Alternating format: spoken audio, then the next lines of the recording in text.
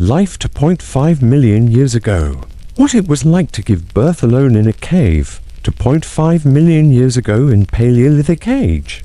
You wake up on a cold morning, your back resting against the rough, uneven wall of a dark cave. Outside, the wind whistles through the trees, shaking leaves from their branches. But deep inside this shelter of stone, it is silent to silent. You are alone. Your belly is round and heavy now. It pulls at your spine when you move, and the skin stretches so tight it shines in the firelight. You know the time is close. You've seen it happen before to the older women in the group. But this time, it's different. They're gone. Days ago, your people moved on following the animals, looking for food. You were too slow to keep up, your legs swollen, your breathing heavy. The elder looked at you with kind eyes and gave you a high-drapped bundle of dried meat. Then they left. You are alone now. Just you, your breath, the fire, and the life growing inside. You feel the baby shift low in your belly. It's different than before, deeper. A pressure that wraps around your hips like a tightening rope. You grunt, hands gripping your thighs. The baby is moving downward. You step outside for water.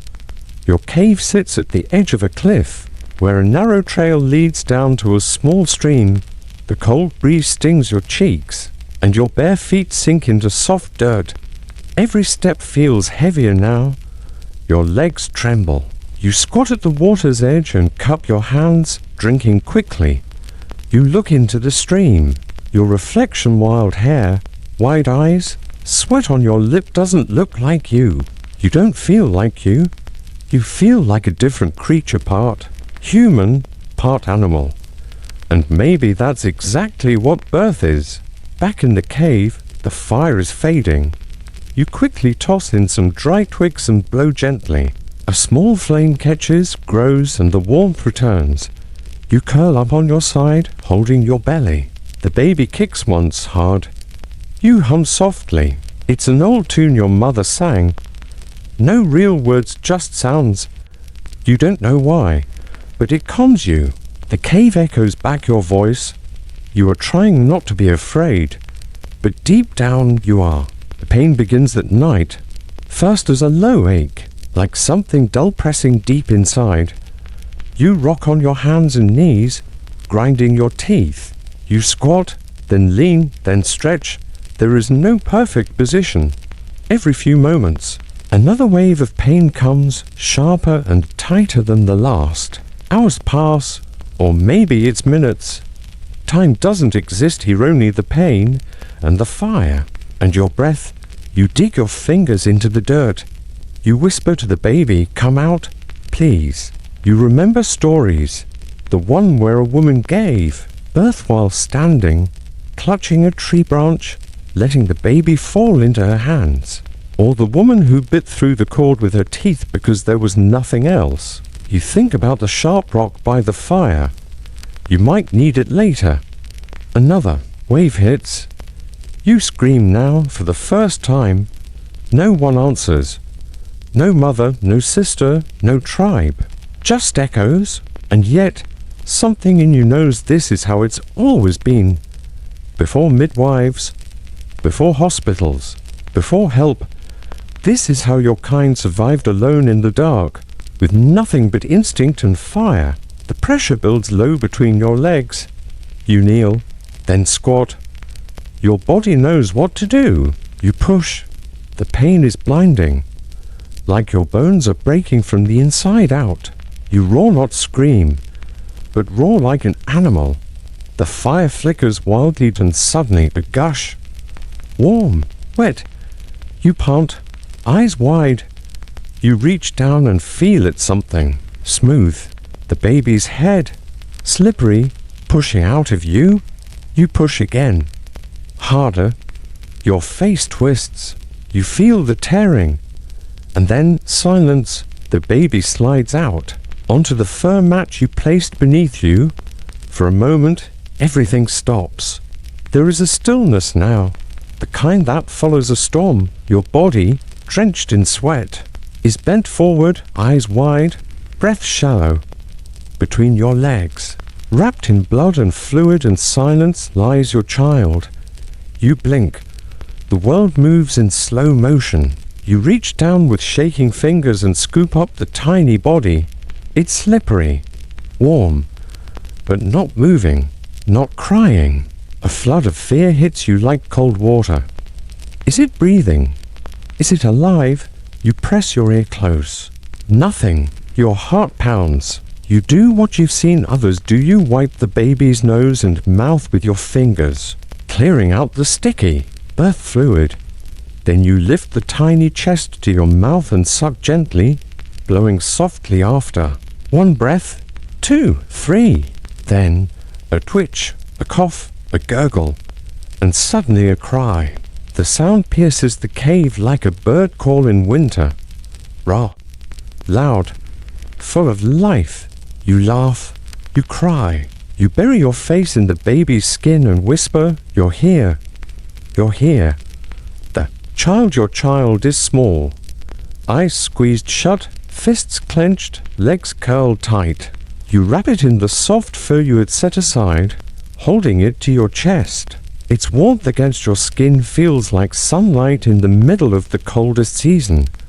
But you're not finished yet. You feel another cramp, a tightening, a sudden urge to push again. You grit your teeth and bear down.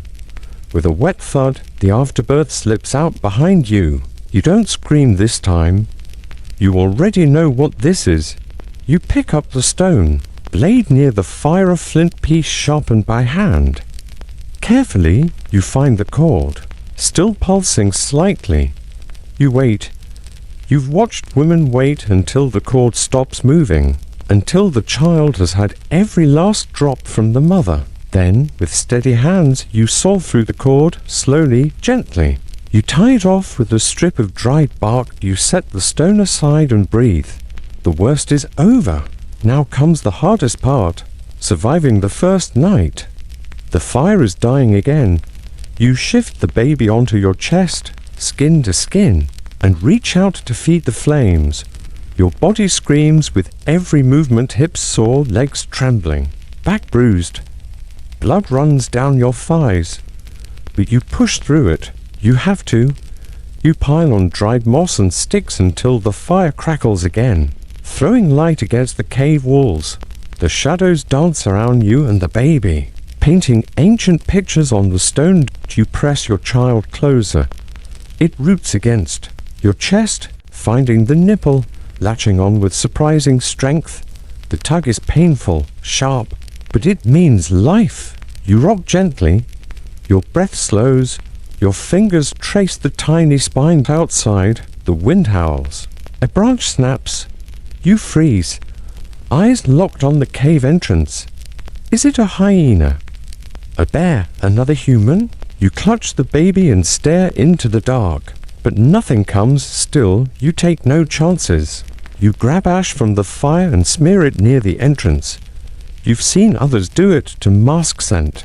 You pile rocks clumsily to make a barrier. Not perfect, but enough to buy time. The baby stirs, but does not cry. It's sleeping now, curled like a seed, so small it fits in the crook of your arm. You lean back against the wall, cradling this new life. Around you, the cave smells of smoke, blood and earth. It is not clean. It is not gentle, but it is real. You think of the others, your tribe, your family. Will they return? Will they find you? You don't know. But for now, you've done something many would not survive. You brought life into the world with no one but stone, fire, and instinct. You look at the baby again. The nose is small and flat. The eyes, though closed, twitch in sleep. You wonder if it dreams yet. Of warmth, of safety, of you. You whisper to it. You came from the dark. You're part of the fire now. And slowly, with your back against stone and your child against your skin, you close your eyes. You survived. And so did they. This was life to 0.5 million years ago. No doctors, no midwives, no clean beds or soft lights. just a cave, a fire, and the strength of one woman's body. She didn't have a name we can trace. Her face is lost to time. But she did what countless mothers did before history began. She brought life into the world, alone, in the wild. Because long before cities, before kings, before language even had rules, there was this moment, a baby's first cry in a dark cave, a mother's first breath of relief, and a fire still glowing through the night.